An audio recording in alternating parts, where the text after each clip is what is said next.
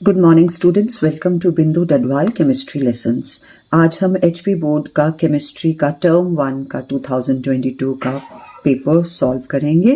Series C का पहला question है, for body centred cubic the edge length is equal to 4/√3r। Option D is the correct answer. In a body-centered cubic unit cell, the number of atoms present are, तो atoms are present at the 8 corners, जिनकी contribution 1/8 होती है, और body के center में 1 होता है जिसकी contribution full होती है. So this comes out to be 1 + 1, 2. So answer option B, 2 is the correct answer. Packing efficiency in hexagonal close packed structure is 74%. Option C is the correct answer. Freezing point of a solvent containing a non-volatile solute is depressed.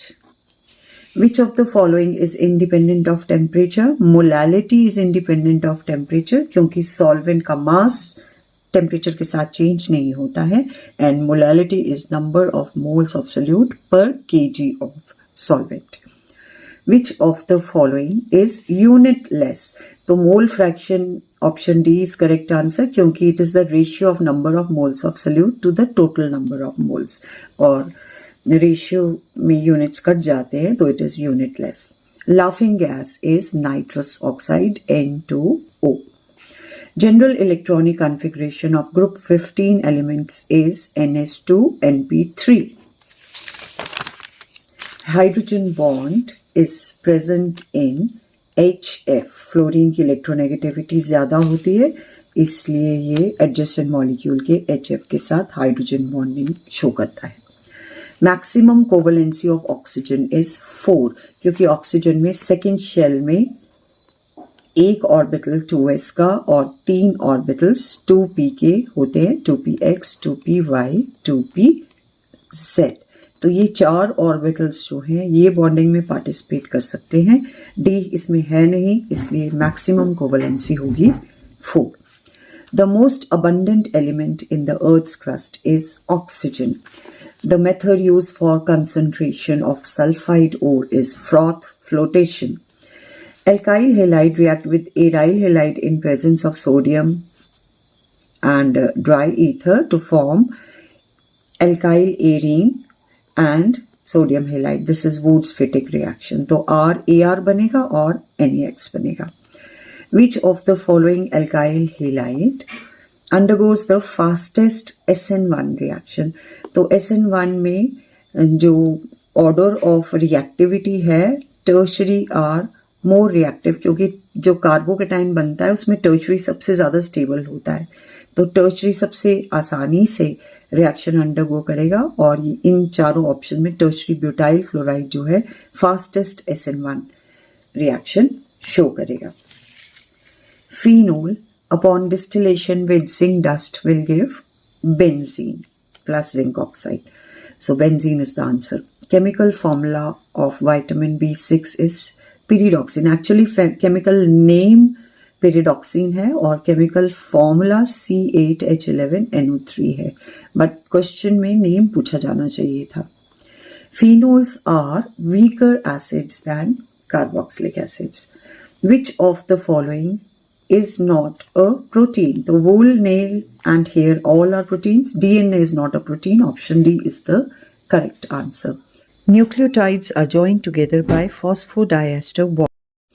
Which of the following is a homopolymer? तो जो एक ही तरह के monomers से बना होता है उसको होमोपॉलीमर बोलते हैं. पॉलीथीन होमोपॉलीमर है, जबकि nylon 6,6, Buena S, Buena N ये सभी कोपॉलीमर्स हैं. Why does OF6 not exist? Because of absence of d orbitals.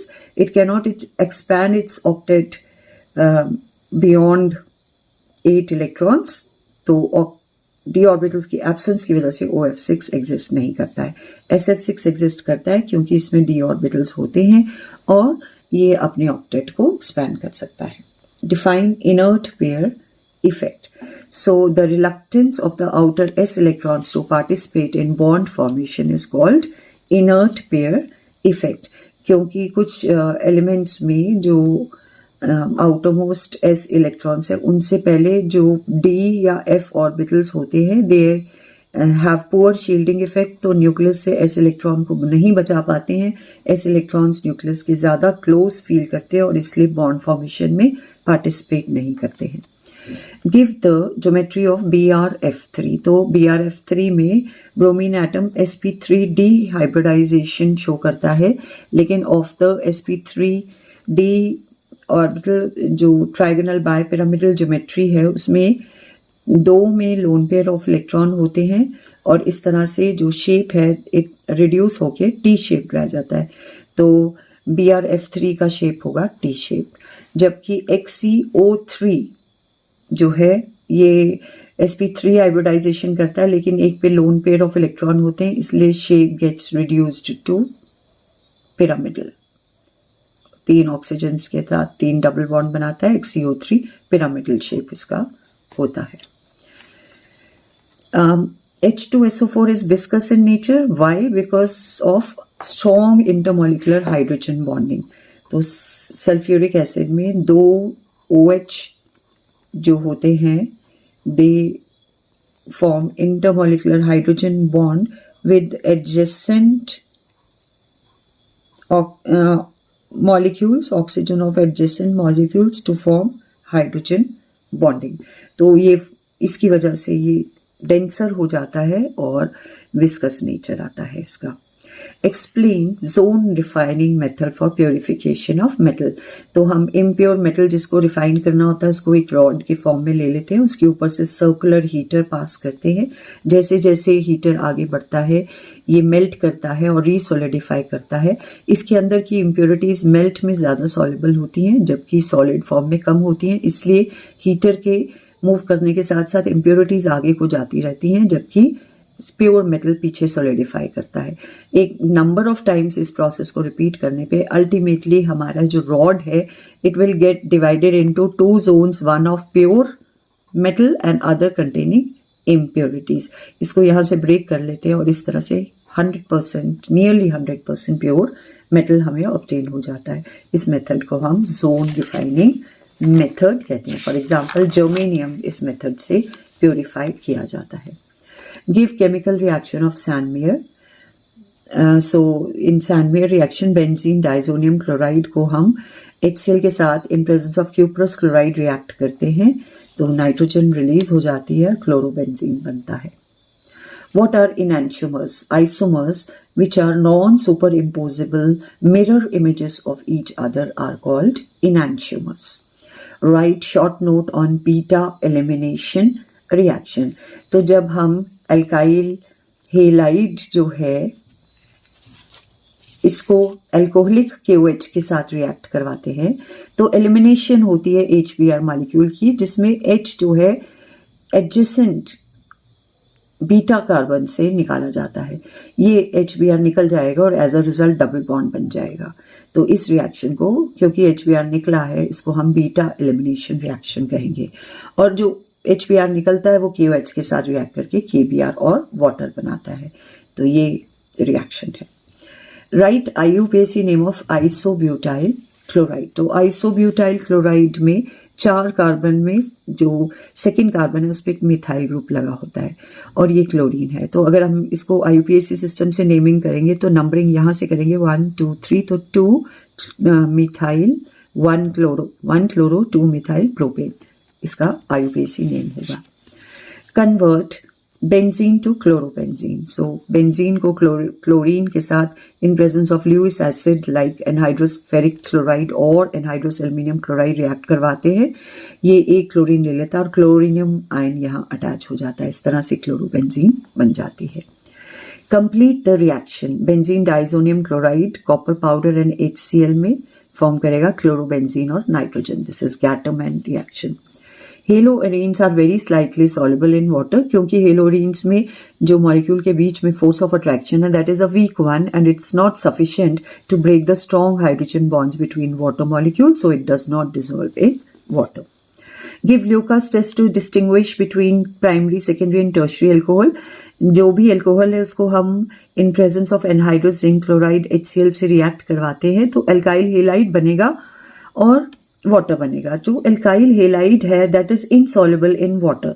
अब जो अल्कोहल्स है tertiary are most reactive towards this reaction, तो उसमें जो इनसॉल्युबल टर्शरी अल्काइल हेलाइड है इमीडिएटली बनता है और टर्बिडिटी इमीडिएटली अपीयर होती है। तो अगर टर्बिडिटी इमीडिएटली अपीयर होती है तो ये टर्शरी अल्कोहल है, अगर विद इन 5 मिनट्स ऑब्टेन होती है तो ये सेकेंडरी अल्कोहल है, और अगर only upon heating turbidity appear होती है तो ये प्राइमरी अल्कोहल है। This is Lucas test.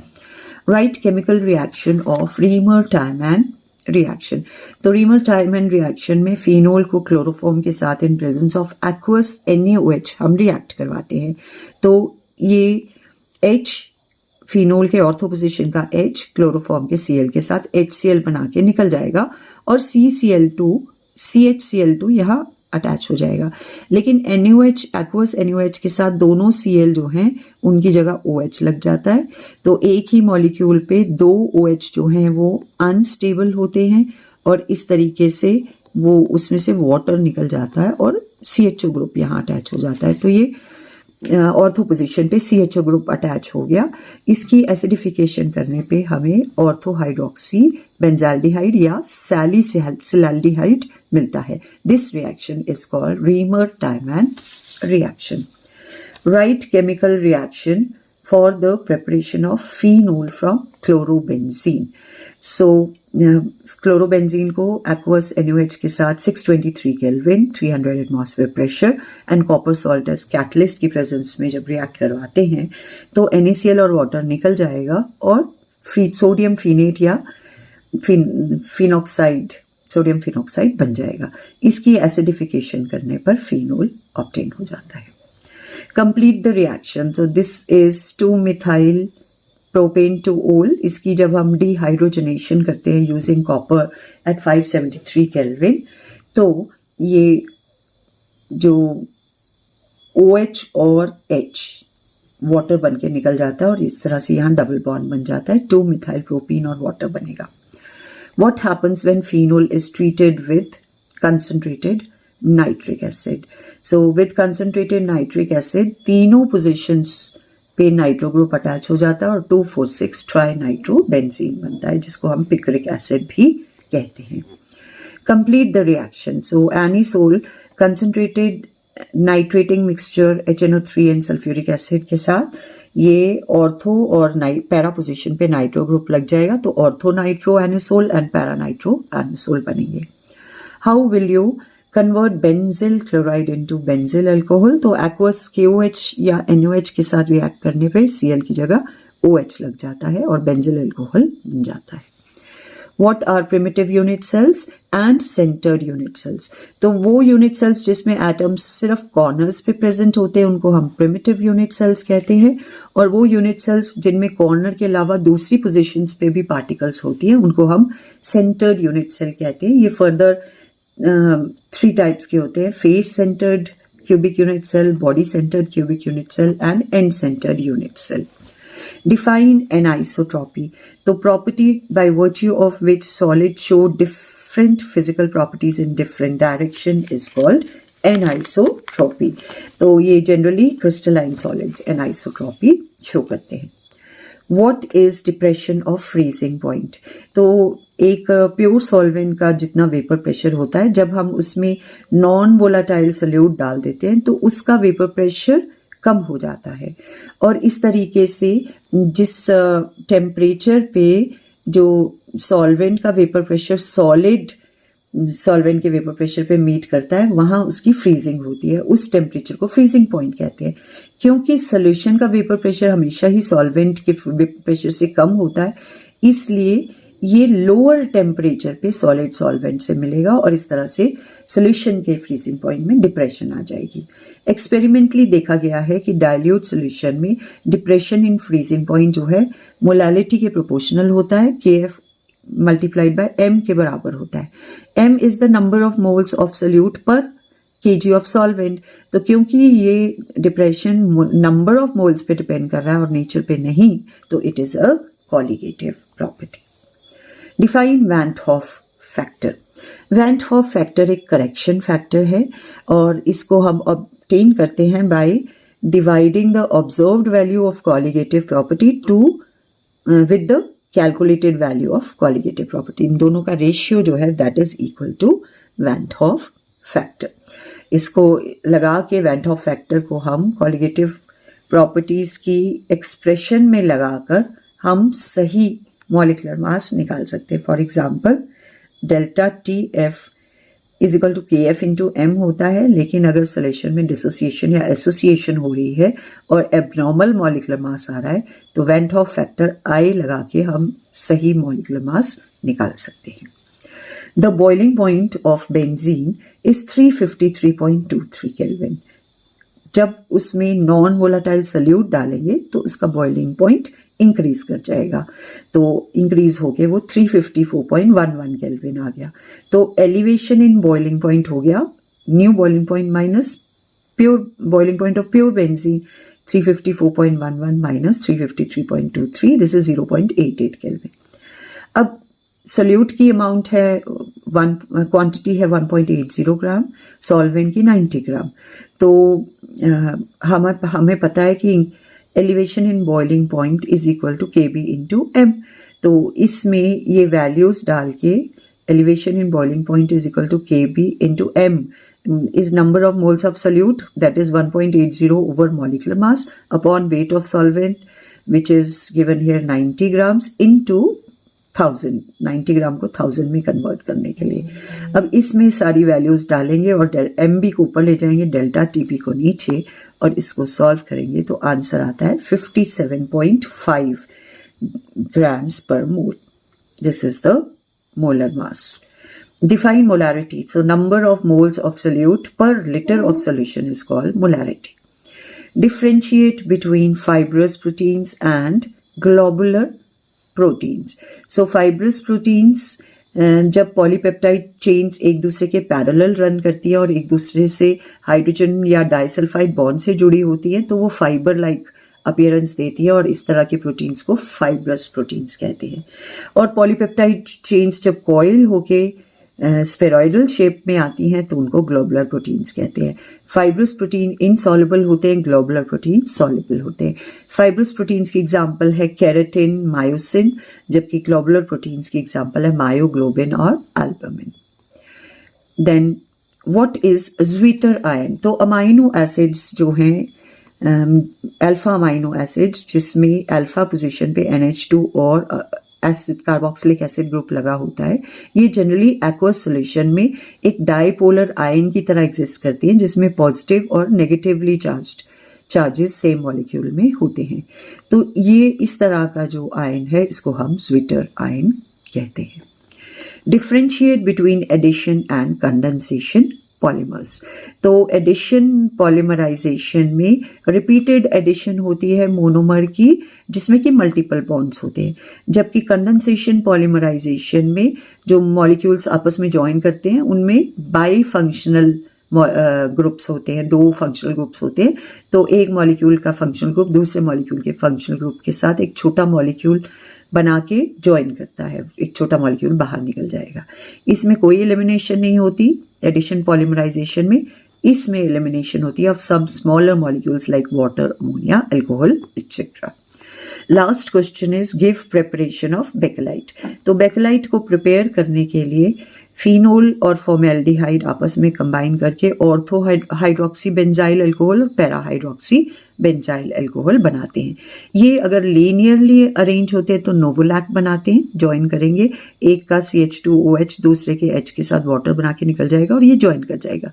और अगर ये लिंकिंग जो है लीनियर के साथ साथ तीनों डायमेंशंस में हो रही है तब ये इनसॉल्युबल पॉलीमर बनाता है जिसको कि हम बेकेलाइट कहते हैं। So that's all in today's video. If you like the video, please do share and subscribe. This is the solution to series C of your HP board class 12th examination.